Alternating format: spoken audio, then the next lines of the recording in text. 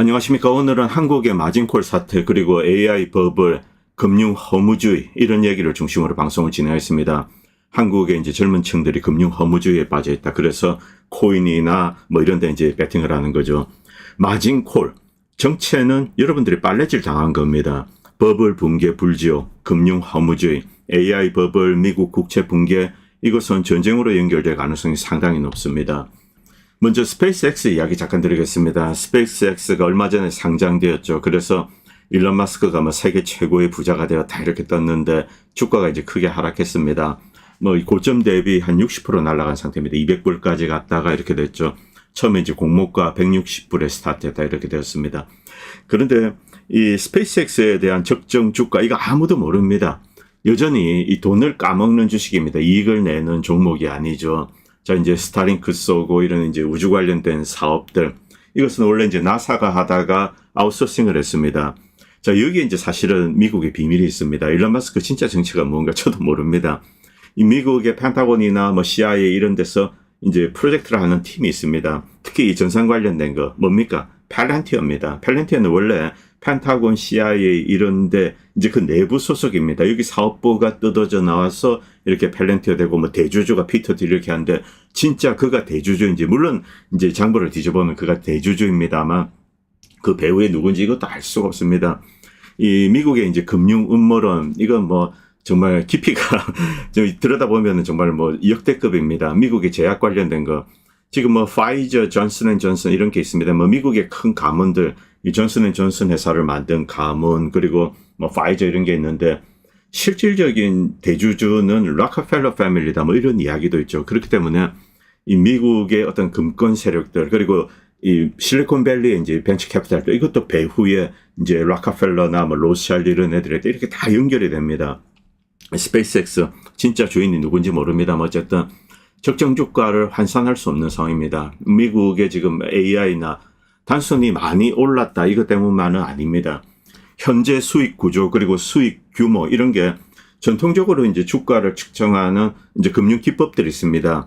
아무리 적용을 해도 맞지가 않는 거죠. 심지어 성장률도 그렇습니다. 성장률은 당장 눈에 보이지 않기 때문에 시장에서는 이제 이것을 과대평가하죠. 여기에 이제 사실은 대중 기만이 있습니다. 그런데 뭐 저도 감히 이제 뭐 이게 버블이다 이런 이야기를 함부로 할 수는 없지만 IT 섹터 특히 AI 섹터에 관해서는 뭐 버블이다 이런 이야기를 좀 해왔습니다. 이게 어디서 멈출 것인가 멈출 것이라고 기대해서는 안 된다. 제가 오늘 그 이야기를 드리려고 하는 겁니다. 그러니까 하락이 멈추지 않는다는 거죠. 자, 여기 잠깐 보겠습니다. 자산운용사 한국의 대표 ETF를 가장 많이 팔고 실제 한국의 ETF를 구축한 그 장본인이기도 합니다. 이제 배재규 대표.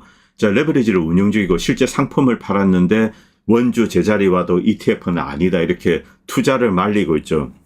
이 전형적인 책임 회피입니다. 이자가 과거에 어떤 이야기를 하는가 잠깐 보도록 하겠습니다. 배재규 씨. 자, 한국투자신탁운용 대표이사를 쓰면서 연대 경리학과 나오고 이 1989년에 한국종합금융을 시작했습니다. 원래 이제 잔뼈가 굵은 사람이죠. 그리고 국내 ETF 시장의 토대를 닦았습니다. ETF 여러 가지 이름을 붙일 수 있지만 본질적으로는 데리바티브입니다. 자, 원금이 100원입니다. 그런데 300원치, 500원치 투자를 한다. 비율 뭐 200원치다. 비율이 낮다고 하더라도 여전히 본질적으로는 데리바티브죠. 언더라잉 에셋이 있고 여기에 대해서 이제 배수로 이렇게 하는 겁니다. 뭐 일반적으로 이제 주가지수 선물 이런 거는 미국, 한국이 좀 차이가 있습니다만 뭐 한 10%를 이제 이 어떤 선물을 사는데 선물 안 사는데 이제 10%를 적용한다 혹은 15%를 적용한다 뭐 이런 게 있습니다. 자, 여기서 실제 이제 이런 금융회사들이 여기 언더라잉 에셋을 갖추고 있는가 그렇지 않다는데 문제가 있는 거죠.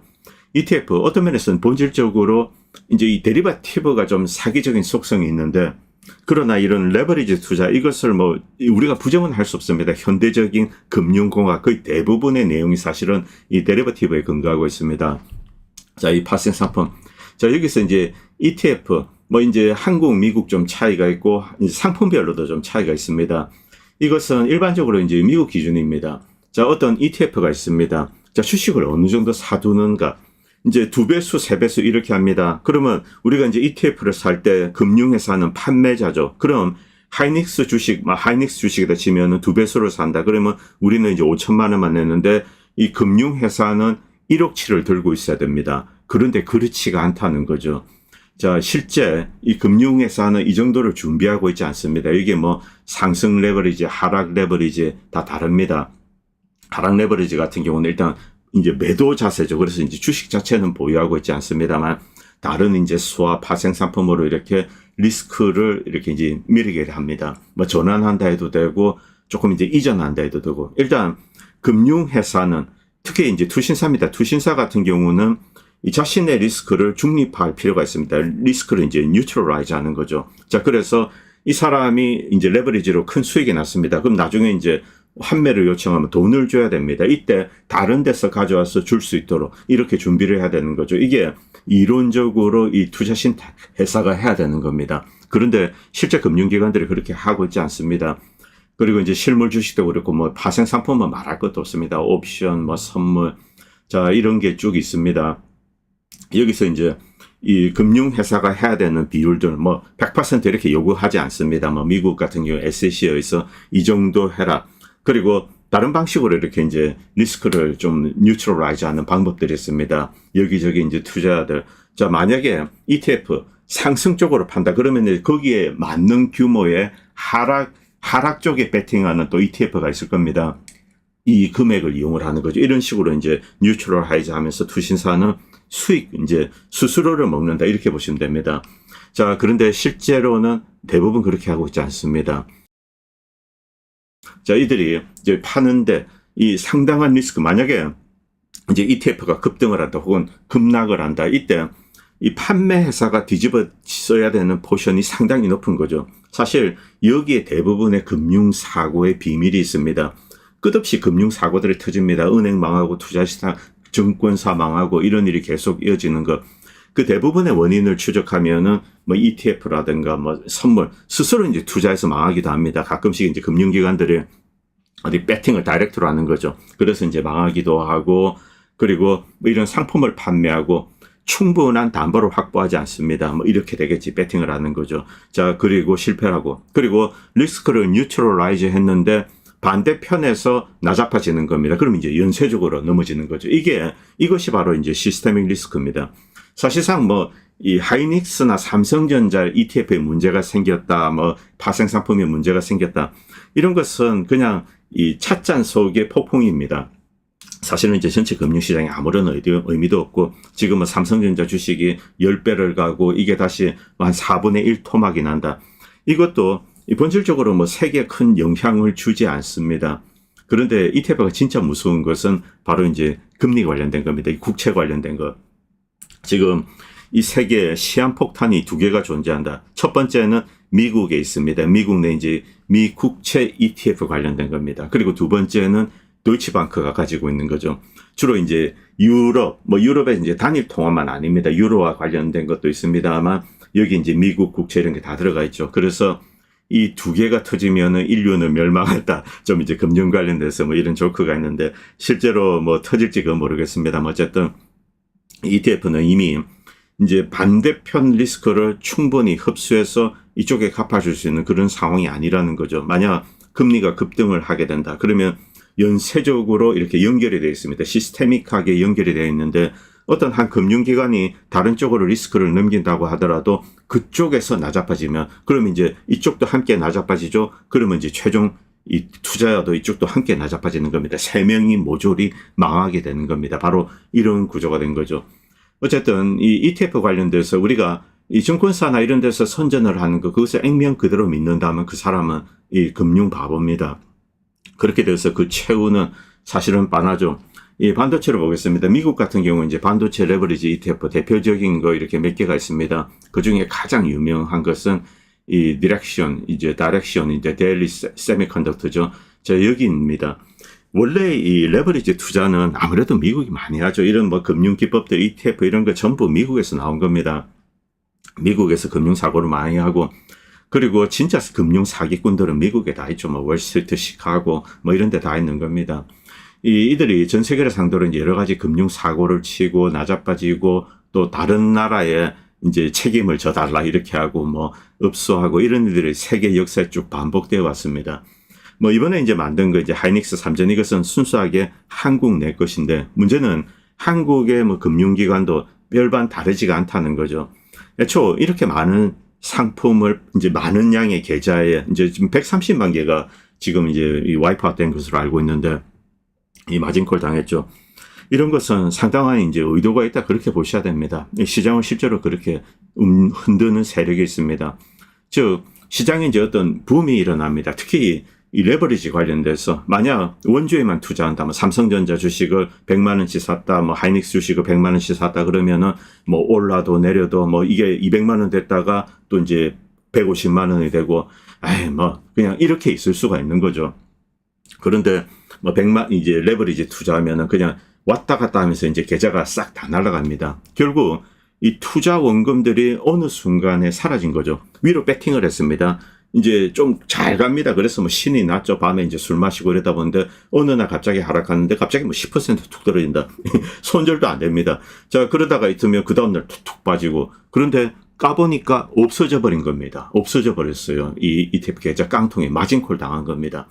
이런 식으로 위아래로 털면서 빨아먹습니다. 물론 이제 금융기관들이 연결되고 국채 이런 거 대규모로 연결된 것들, 이런 것은 이런 사고들이 많이 없습니다만 중간중간에 사이즈가 작은 것들은 실제 터집니다. 그 대표적인 사례가 한 2년 전에 있었죠. 이제 미국의 리저널 뱅크들.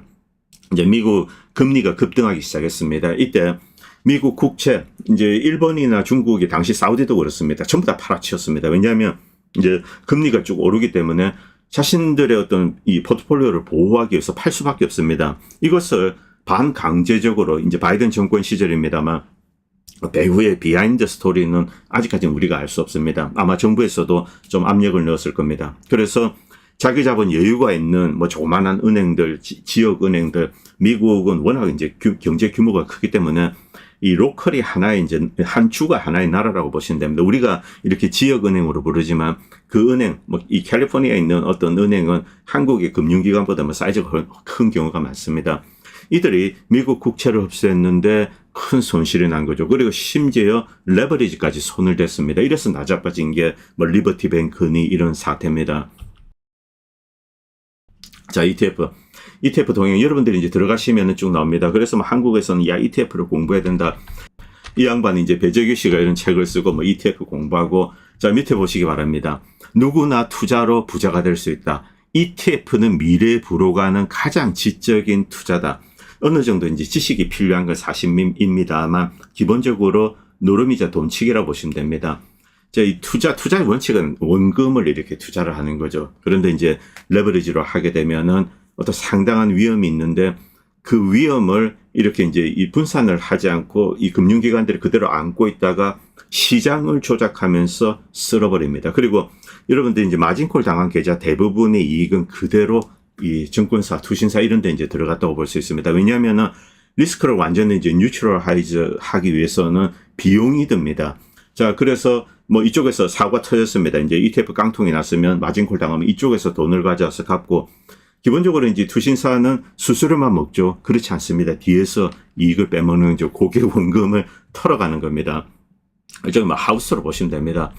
자, 그렇기 때문에 이 레버리지 상품, 제가 지금 하고 있는 이야기는 프로 투자자에 대한 이야기는 아닙니다. 이 프로들은 자신들의 살 길은 자신들이 알아서 해야 되죠. 뭐 여러분들 중에 이제 나는 이제 프로 투자해야 될 거야. 그래서 레버리지 쓴다. 뭐 당연히 그런 거 해야 됩니다. 왜냐하면 프로기 때문에 이제 매매를 해서 돈을 이제 먹고 살아야 되죠. 그렇기 때문에 레버리지는 어느 정도 필요합니다. 그래서 뭐 레버리지 거래를 하고 뭐 대신 이제 그 양반들이 잘 타서 뭐 하락이든 상승이든 이렇게 베팅해서 돈을 버는 것, 뭐 그런 것에 대해서는 전혀 이제 비난하지 않습니다. 다만 일반 투자자가 ETF나 이런 데 이제 그냥 방향성만 믿고 투자한다. 그 결과가 이번에 터진 겁니다.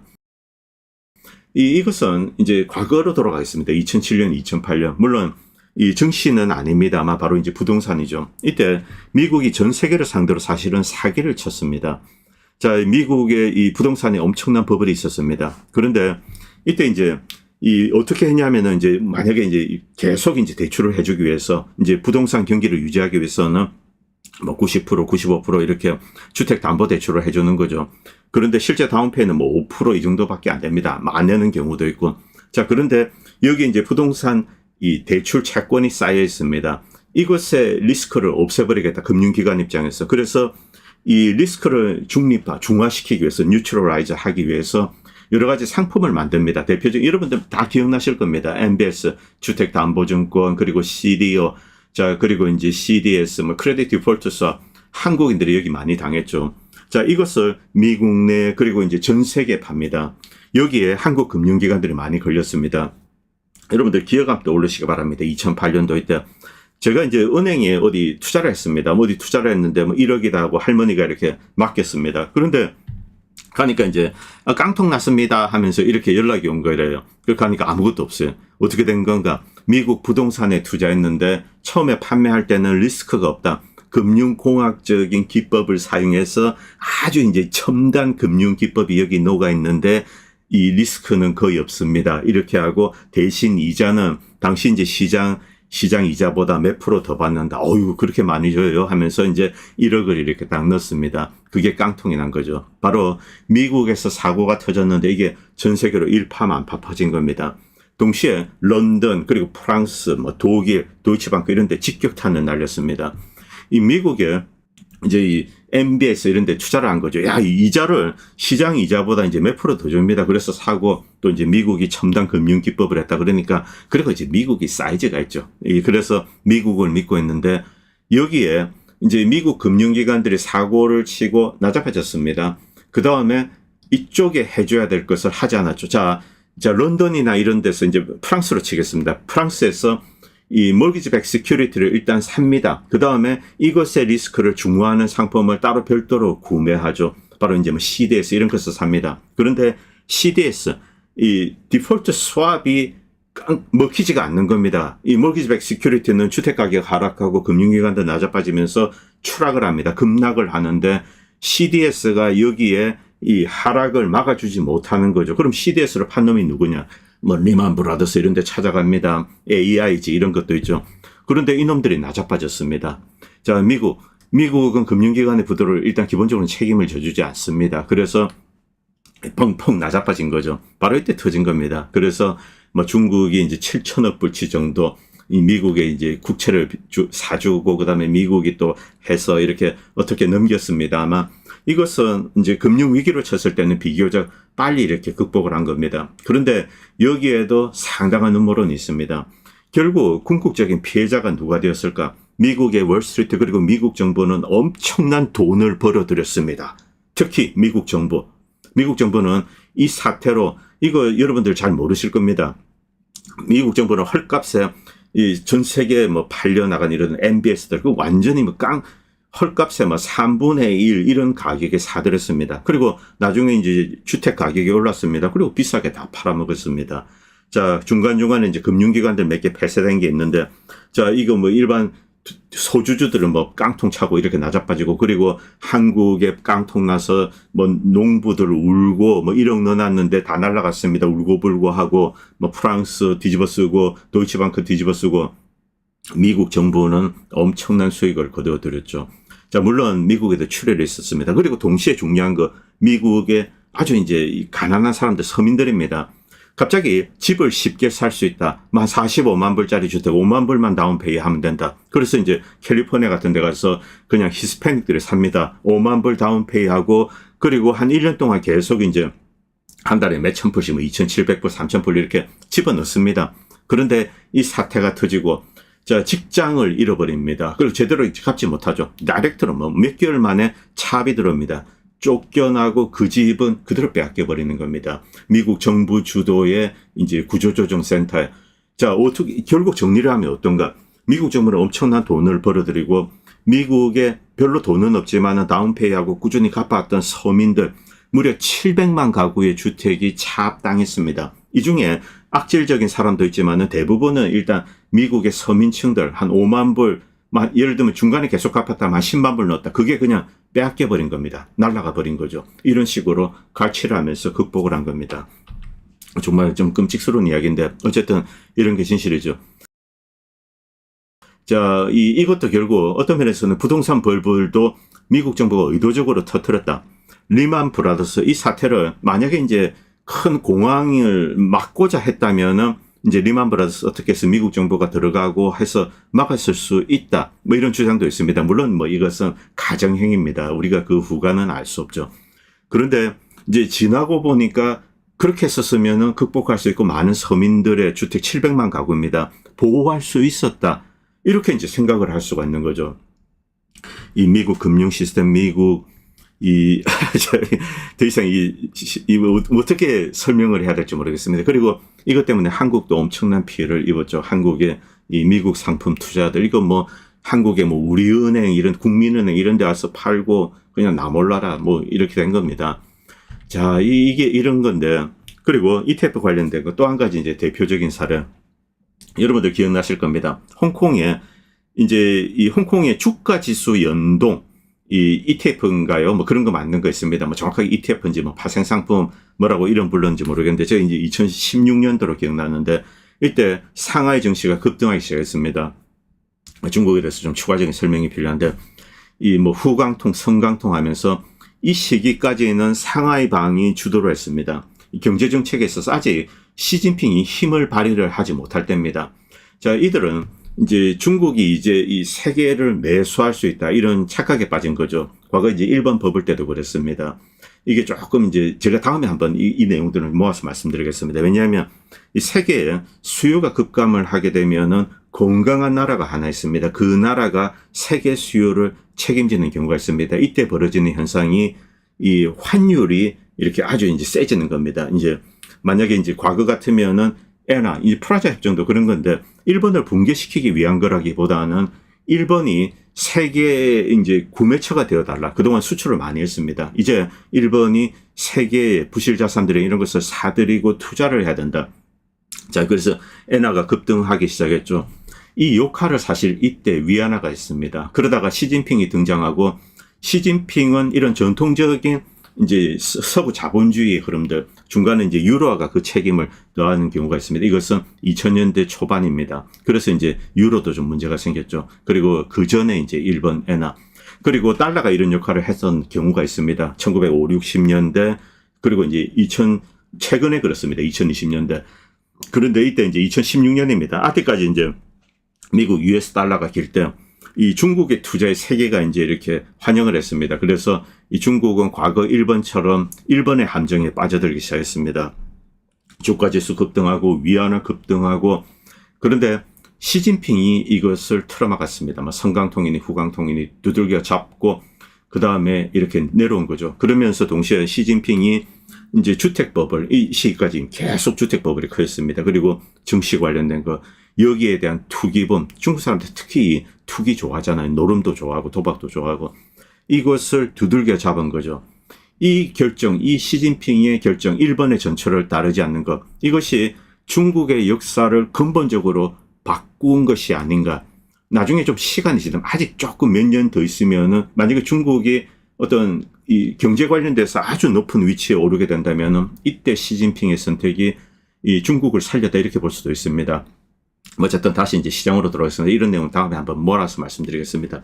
이 유로 이야기를 빠뜨릴 수 없죠. 2000년대 초 이것도 이제 유럽을 황폐화시키는데 일본이 했던 역할을 유로화가 만들어지면서 2000년대 초반에 하고 남유럽의 부동산법을 소위 말하는 픽스 컨트리, 포르투갈, 이탈리아, 스페인, 그리스 여기에 부동산 가격이 급등하고 유로의 이 구매력이 급증을 하고 당시에 2000년대 초반에 이제 닷컴 버블 이후 세계 수요가 드라이드업되었습니다. 세계 경제가 침몰하죠. 이때 이 안전핀 역할을 해줬던 것이 유럽입니다. 그러다가 이제 유럽도 뒤집어진 거죠.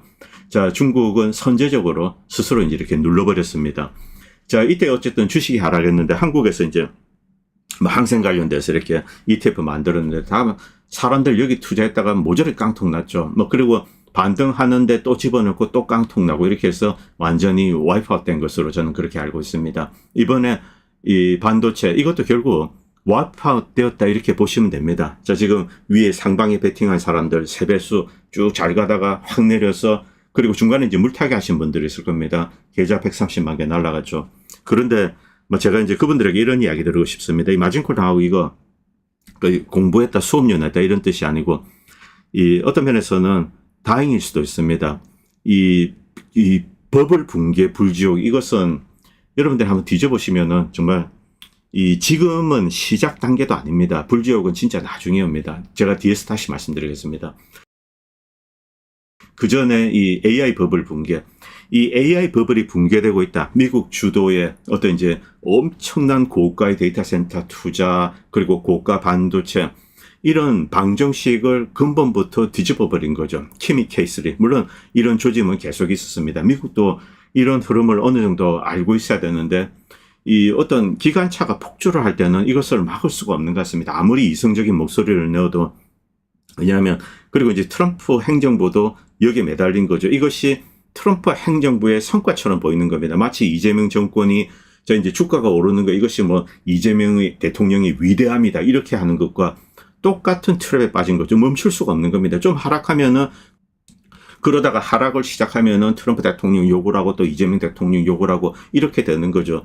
이게 뭐 사실상 세상 이치입니다. 어쨌든 이 키미 케이스를 굉장히 중요한 건데, 근본적인 패러다임이 바뀌고 있습니다. 그래서 여기에 대한 디테일한 내용들, 기술적인 거, AI, 테크놀로지 관련된 거, 인프라스트럭처 관련된 거, 이런 내용은 뭐 다른 방송, 그리고 이제 공중파도 이런 것을 보도하고 있기 때문에 이제 그런 거 좀 찾아보시기 바랍니다.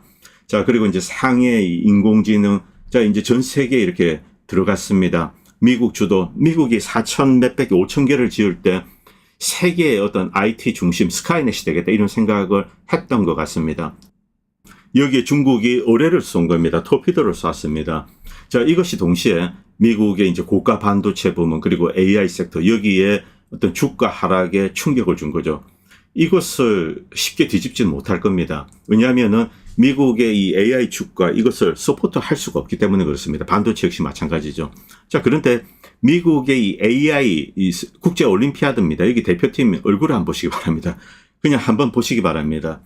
여기서 지금 이 인도계나 뭐 아랍 이제 이쪽으로 보이는 애들이 한 3명 정도 있고 7명 이상이 중국계로 보입니다. 이게 이 미국의 이제 이 팀입니다. 여기 한국 사람들 별로 없습니다. 뭐 수학 올림피아드는 가끔 있는데 AI 쪽은 특이하게 이 중국계가 압도적으로, 그리고 미국의 AI 회사, 여기에도 중국계들이 싸그리 도리를 치고 있습니다. 그리고 미국의 반도체 회사, 제가 이제 과거에도 말씀드렸지만, 과거 이제 텍사스 인스트루먼트를 방문한 적이 있습니다. 거기 가니까 검은 머리가 반인데, 이 미국의 당시 이제 뭐 20년 전이죠. 이때는 미국의 반도체, 자, 주이씨 설계팀, 그리고 이제 중국인들, 한국인들 조금 있고, 인도 이런 애들은 아예 보이지 않았습니다. 여기서 중국계 차지하는 비중이 엄청났습니다. 주이씨, 중국계, 한국인들 조금 있고, 이게 뭐 텍사스 인스트루먼트, 그리고 다른 반도체사, 뭐 브로드컴, 이런 데 다 마찬가지입니다. 지금 뭐 미국에서 제일 잘 나가는 반도체사들, 뭐 젠슨항이니, 다 중국계죠. 자, 그렇기 때문에 중국에서 무슨 무시무시한 토피도가 날라올 거다, 이것을 예측해야 된다는 겁니다. 그리고 중국의 AI 오픈소스 전략, 이것은 아마 이제 시간이 지나면 드러날 겁니다만 역사상 가장 위대한 적을 무너뜨리는 전략적인 수법이 아닌가. 명백한 자원과 기술적인 열쇠로 시작했습니다. 고가 반도체도 없고 저사양만 이렇게 있습니다. 범용. 그런데 이것으로 어떻게 미국의 AI를 넘어설 수 있겠는가. 교정 규칙을 바꿨다는 거죠. 여기에 대한 전문적인 내용은 이 좀 전문적인 방송을 한번 보시기 바랍니다. 자, 그래서 전문 지식을 가지고 세계 트렌드가, 근본적으로 AI 트렌드가 달라질 수 있다, 그 생각을 하면 뭐 혹시 모르죠. 여러분들의 인생을 바꿀 수도 있습니다. 그리고 이 미국이 수출 통제를 해서 오히려 이제 중국이 이렇게 됐다, 역설 뭐 이런 것도 이야기하고 있습니다. 미국에서 손을 드는 거죠. 이제 중국의 오픈 AI 소스에 여기 이제 손을 드는 겁니다. 그리고 이런 해석도 있습니다.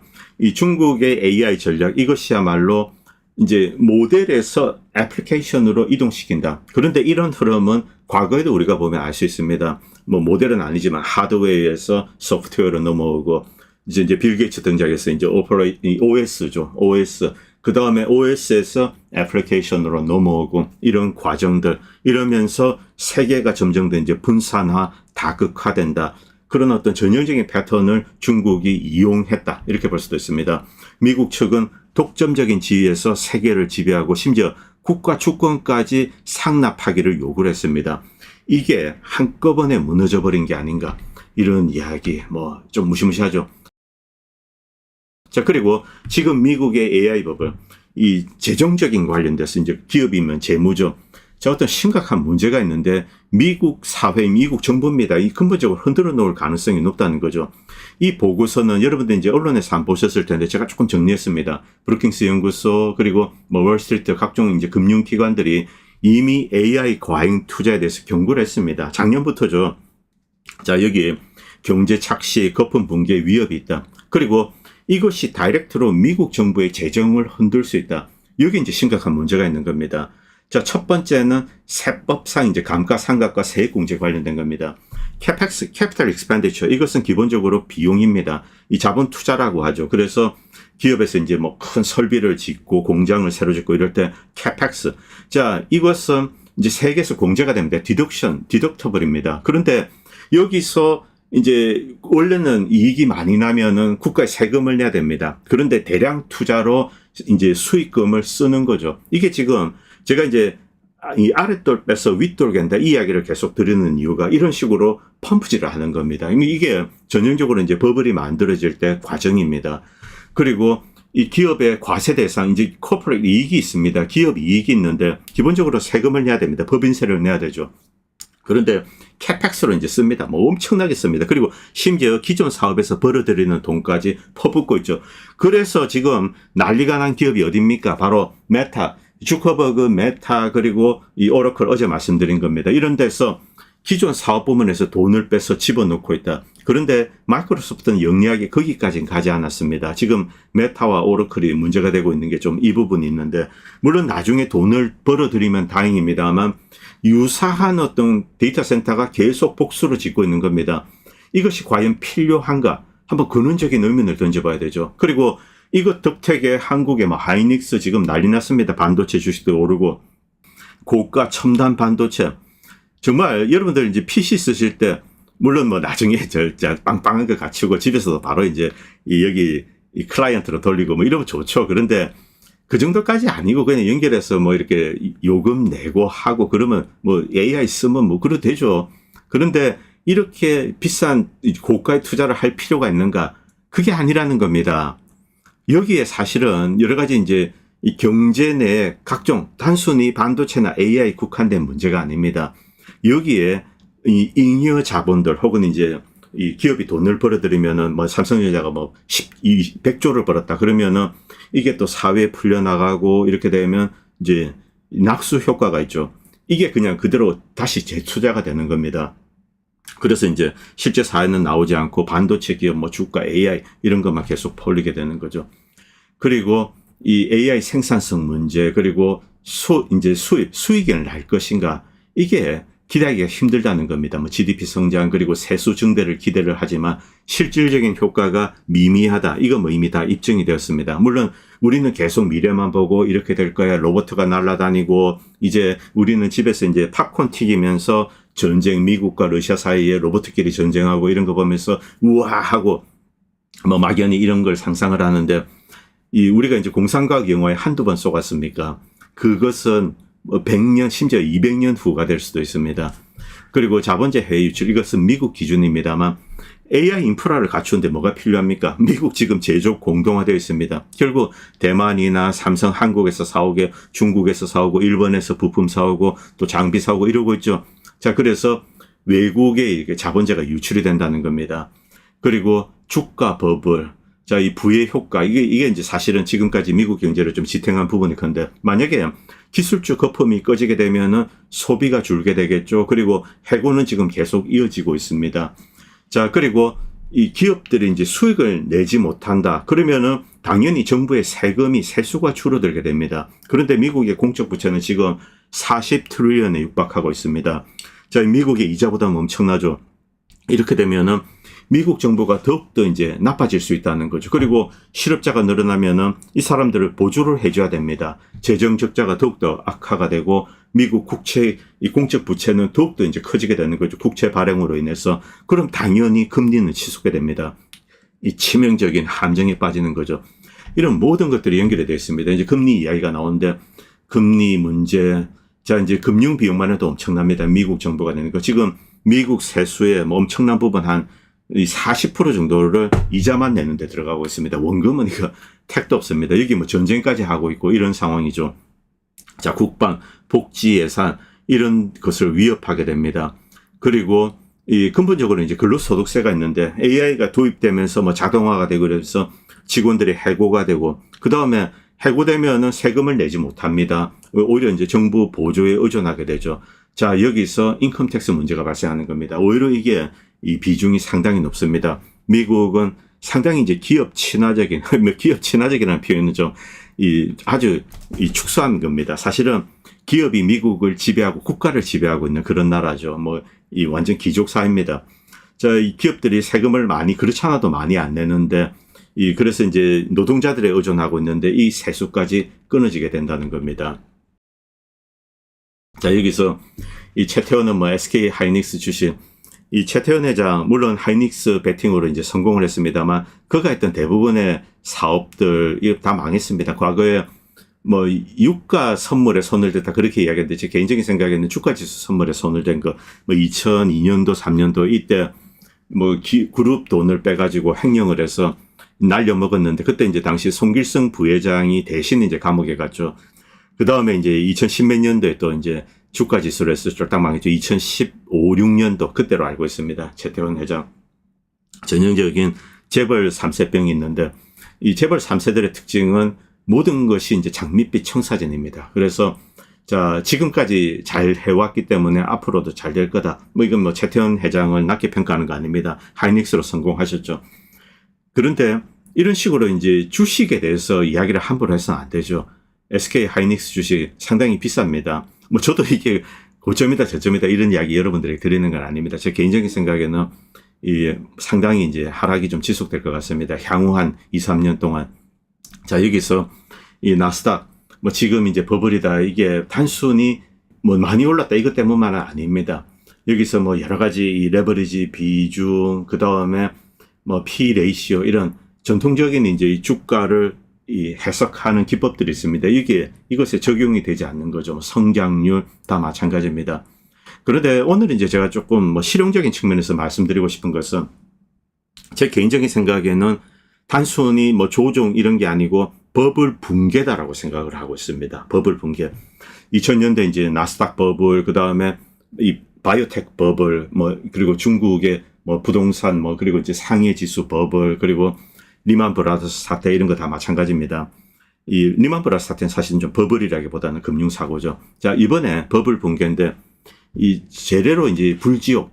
이 불지옥은 버블 붕괴 후반부에 나옵니다. 이 이야기를 좀 드리고 싶은 겁니다. 아직까지 불지옥 아닙니다. 자, 이렇게 이제 과거의 나스닥의 2000년대 닷컴 버블로 가겠습니다. 전형적인 버블 붕괴 사례입니다. 저는 이것과 비슷하게 벌어질 것으로 생각합니다. 총 하락 기간은 한 3년에서 4년 정도. 그리고 이제 안정화가 되는 거죠. 이게 다시 이제 주가가 제자리로 돌아온다. 이렇게 보시면 됩니다. 자, 여기서 처음에 이제 난리가 납니다. 위에 치솟고 이때 레버리지 쓰고 치솟고 콜옵션 사고 주식이 이제 콜옵션 터지고 이렇게 위로 치솟고 빠지고 깡통 차고 이런 것은 소음이 지나지 않습니다. 이 세상에 이제 사람들이 동원할 수 있는 자금 일반 개미들입니다. 만약에 한 100조 정도 있다. 100조 정도. 이 초기에 이때 주식이 오르고 그러니까 온통 환이죠. 그래서 집도 사고 어쩌고저쩌고 해외여행도 가고 하는데 자, 이렇게 꺾입니다. 이 꺾이면은 이제 여기에 이제 처음으로 주식을 사놓고 삼성전자 하이닉스 사들고 있는 사람은 별로 없죠. 그래서 하락했거나 그러고 있습니다. 자, 그러다가 조금씩 사기 시작했죠. 또 쭉 내립니다. 손해보고 계좌가 마이너스 한 20, 30% 되고 에이씨하고 덮어 기다리면 돼. 이렇게 있죠. 물론 중간중간에 반등 옵니다. 테크니컬하게 반등이 오고 또 과매도권을 진입하면 반등이 오고 그리고 이 레버리지 ETF 파생상품 이런 게 이제 위쪽으로 많이 몰려 있다가 한번 쭉 당기면서 싹 털어버립니다. 깡통 만들죠. 그 다음에 싹 빨아들이고 그 다음에 이제 새로 사람들이 들어오게 됩니다. 이 정도 내리면 또 ETF 삽니다. 사람들. 말려도 삽니다. 자, 이렇게 사게 되죠. 자, 그리고 기존 주식을 들고 있는 사람들은 물타기를 합니다. 물타기가 바로 이 개미 불지옥의 주 원인입니다. 레버리지는 어떤 면에서는 와이프아웃 되면은 손실이 제한이 됩니다. 손실이 제한이 되죠. 자, 그래서 쉽게 빠져나올 수 있습니다. 그런데 물타기를 하게 되면은 그대로 이제 늪 속에 빠져 들어가게 되는 거죠. 이 본격적인 물타기가 언제 들어가는가? 대체로 한 마이너스 50 정도, 절반 정도 되었을 때, 그리고 마이너스 한 66%, 이건 뭐 피보나치입니다. 그런데 이 피보나치 이 숫자는 우리가 이제 함부로 무시해서는 안 됩니다. 이 세상에 많은 일들, 특히 금융 관련되어서 피보나치는 어느 정도 기본적인 개념으로 탑재할 필요가 있습니다. 대체로 한 66% 하락하면 큰 반등이 한 번씩 옵니다. 그렇기 때문에 사람들은 여기 이제 베팅을 하게 되죠. 그리고 집중적으로 이때 물을 탑니다. 물을 싹 타서 막 이렇게 계속 쌓아두는 거죠.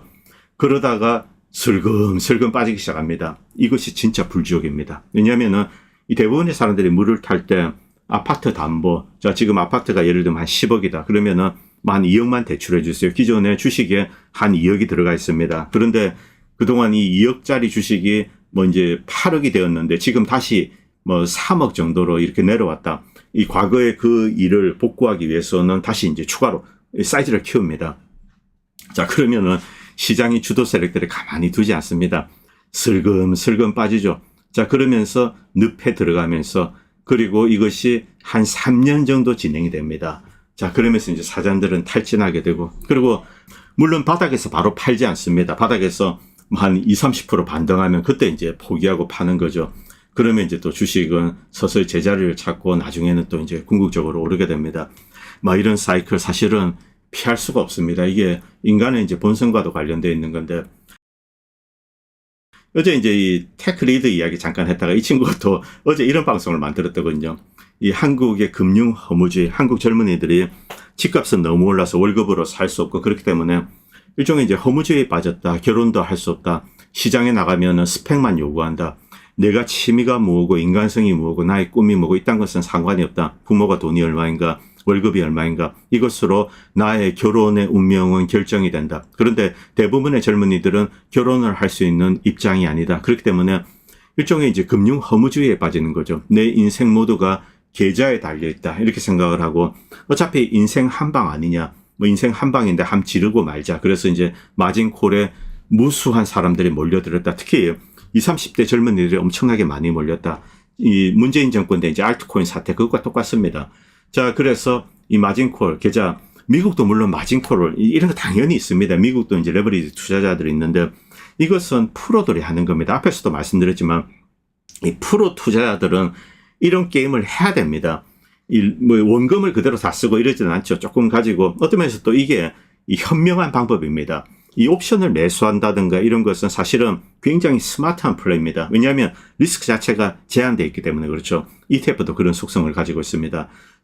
이렇게 이제 스마트한 투자를 프로들이 한다. 이것은 상관이 없습니다. 그런데 일반 투자자들이 일반 주식을 산다는 개념으로 ETF나 또 이제 파생상품, 레버리지 이런 데 이제 발을 디딘 겁니다. 그리고 이제 마진콜을 당연히 당하죠. 그리고 주도 세력들은 이렇게 이용을 해먹고 털어먹고, 여러분들이 빼앗긴 이제 돈 그 대부분이 투신사들의 수익금으로 가고 시장을 흔든 새끼들이 결국은 다 빨아먹게 됩니다. 이것은 그리고 단순히 한국 금융기관을 의미하는 게 아닙니다. 글로벌하게도 뭐가 있을 겁니다. 한국의 투신사도 이 미국에 이제 별도로 설정된 어떤 이제 거기 있을 겁니다. ETF 같은 거. 여기에 또 리스크를 이 뉴트럴라이즈 했을 수가 있습니다. 이건 금감원을 동원해서 좀 조사를 해봐야 됩니다. 자, 그렇다면은 미국의 금융기관이 어떤 이제 투자자, 거대 투자자, 블랙락이 리스크를 다 떠안고 한국의 ETF를 이제 결과적으로 보면 사들인 거죠. 자, 그리고 한국의 ETF가 와이프아웃 되면은 그 돈이 그대로 미국으로 들어간다. 이렇게 될 수도, 이렇게 볼 수도 있습니다. 이건 뭐 나중에 뒤져봐야 합니다. 자, 이렇게 한국의 젊은이들이 금융 허무주의에 빠져서 그냥 인생 한방이다. 이러고 이제 마진콜 레버리지 베팅을 하다가 지금 줄초상이 난 거죠. 자, 이 알트코인, 문재인 정권 때 알트코인 똑같았습니다. 이 정권에 있는 사람들, 내부자들은 이제 알뜰하게 이제 돈을 벌었죠. 누구냐? 저 임종석이 있는 딸을 뭐 미국의 시카고에 있는 이제 아트스쿨 보내고 뭐 엄청나게 비싼 데죠. 자, 그리고 지금 이제 아직 등판도 안 하고 있습니다. 이 들통 날까봐.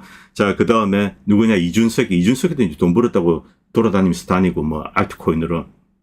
이런데 또 한국의 젊은이들 들어갔다가 알트코인 붙잡고 이제 코피 쏟고 이 금융 허무주의. 자, 뭐 오늘은 두 가지만 말씀드리겠습니다. 첫 번째, 이 레버리지 상품 관련돼서 프로 투자자가 아니면은 일단 이런 데는 발을 딛지 마시기 바랍니다. 그리고 마진콜을 당한 것은 시장 상황 때문이 아니고 여러분들이 빨래질 당한 겁니다. 빨래질 당한 거. 이 반도체 뭐 예를 들면 삼성전자나 하이닉스 주식이 적정 가격이 이 정도가 아닌데 한 30% 더 땡겼다고 볼 수도 있죠. 그 다음에 패대기 쳐서 빨아들인 겁니다. 자, 그래서 결국 물론 중간에 돈 번 사람도 있습니다만 그런 사람들이 몇 명이면 깨먹은 사람이 훨씬 많은 거죠. 이게 한국의 금융기관 혹은 글로벌하게 반도체 시장을 주무르는 뭐 미국에 있는 뭐 블랙락 이런 데 손에 이제 빠져들어가는 겁니다. 이게 참 현실이죠. 이제 미국과 이제 한국의 금융기관 사이에는 뭐 이 수합 같은 게 또 만들어져 있을 겁니다. 자, 이렇게 보시면 되고, 그리고 두 번째는 물타기입니다. 일반 투자들은 이 물타, 제 개인적인 생각에는 적절한 시기에 만약 삼성 하이닉스나 이런 게 반등이 오면은 그냥 이제 털고 차라리 순환매를 이용해서 그동안 오르지 못한 종목도 어쨌든 시장은 한번 들썩였습니다. 그러면은 이렇게 순환매가 들어오고 다른 종목들도 한 번씩 이제 꿈틀거리게 됩니다.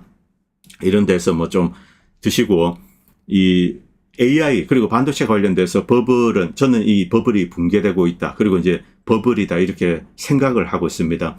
자, 이 버블 붕괴가 맞다면은 이때 뭐 50%, 60% 이 정도 하락했을 때 물타기 한다. 이것은 여러분의 삶을 완전히 파괴하는 겁니다.